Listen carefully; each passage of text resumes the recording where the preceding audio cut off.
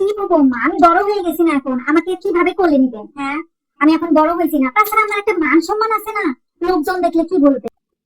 আমার এই চোখের সামনে তুই সেই দিন হইলি, তোকে আমি কোলে পিঠে করে মানুষ করলাম, আমার কোলেই তুই পায়খানা করলি, আর তোর আবার মান সম্মান কিরে? আমার কোলে বসবি, চলে যাবি, এত কোনো কথা নাই।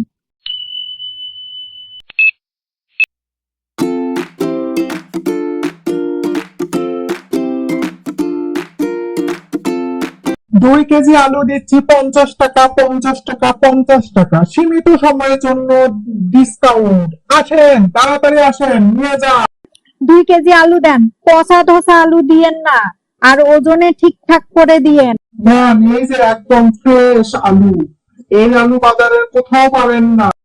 আপনাদের বিজনেসই তো দাঁড়িয়ে আছে এক ঢপের উপর, বিজ্ঞাপন ছাড়া কোনো কিছু হয় না, যেখানেই যা তারই প্রোডাক্ট ভালো, কারো প্রোডাক্ট খারাপ কেউ কখনো বলে না।